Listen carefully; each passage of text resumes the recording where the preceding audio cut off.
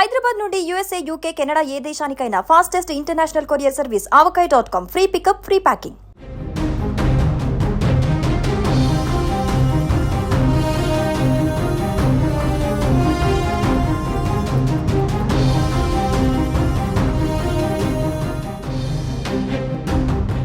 BRS పార్టీకి మరో shock తగిలింది. ఇప్పటికే బీఆర్ఎస్ పార్టీ గుర్తుపై గెలిచిన పలువురు ఎమ్మెల్యేలు కాంగ్రెస్ పార్టీలో చేరగా ఇప్పుడు మరో మాజీ ఎమ్మెల్యే బీఆర్ఎస్ కు గుడ్ బై చెప్పారు. రాజీనామా లేఖను పార్టీ అధినేత కేసీఆర్ కు పంపించారు. పార్టీపై అసంతృప్తితో రాజీనామా చేస్తున్నట్లు అధినేత కేసీఆర్ కు లేఖ రాశారు.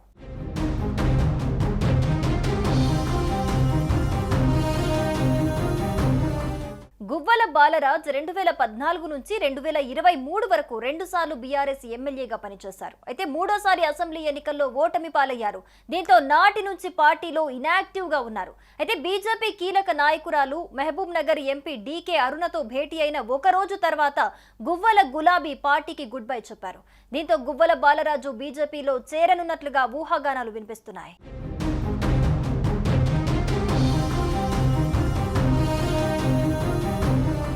ఇక మరోవైపు అలంపూర్ మాజీ ఎమ్మెల్యే కూడా గులాబీ పార్టీకి రిజైన్ చేశారు. 2023 అసెంబ్లీ ఎన్నికల్లో టికెట్ దక్కకపోవడంతో అప్పటి నుంచి అబ్రహం పార్టీపై తీవ్ర అసంతృప్తితో ఉన్నారు. తనకు కాకుండా విజయుడికి అలంపూర్ ఎమ్మెల్యే టికెట్ ఇవ్వడంతో అబ్రహం అప్పట్లోనే బీఆర్ఎస్ పార్టీతో సంబంధాలు తెంచుకుంటున్నారని ప్రచారం జరిగింది. కానీ తాజాగా ఆయన పార్టీకి రాజీనామా చేశారు. కాళేశ్వరం రిపోర్ట్, లోకల్ బాడీ ఎన్నికల బిజీలో ఉన్న బీఆర్ఎస్ కు ఒకేసారి ఇద్దరు మాజీ ఎమ్మెల్యేలు రాజీనామా చేయడంతో ఊహించని షాక్ తగిలినట్లయింది.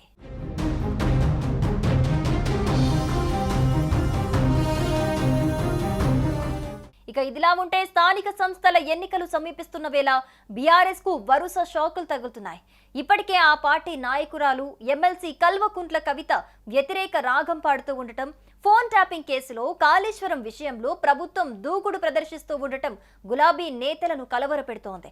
ఈ నేపథ్యంలో అనూహ్యంగా గువ్వల బాలరాజు రాజీనామా చేయటం ఆ పార్టీ శ్రేణులను మరింత గందరగోళానికి గురిచేస్తోంది.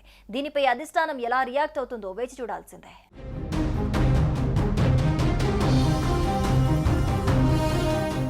సుమన్ టీవీలో మీ పర్సనల్ అండ్ బిజినెస్ ప్రమోషన్స్ కోసం కింది నెంబర్కి కాంటాక్ట్ చేయండి. డ్రగ్స్, గంజాయి లాంటి చెడు వ్యసనాలకు దూరంగా ఉండండి. తాత్కాలిక ఆనందం కోసం జీవితాలని నాశనం చేసుకోవద్దు. డ్రగ్స్ విక్రయాలు, దందాలు నిర్వహిస్తే 1800599696 టోల్ ఫ్రీ నంబర్ కి కాల్ చేయండి. డ్రగ్స్, గంజాయిని నిర్మూలిద్దాం, భవిష్యత్తును కాపాడదాం.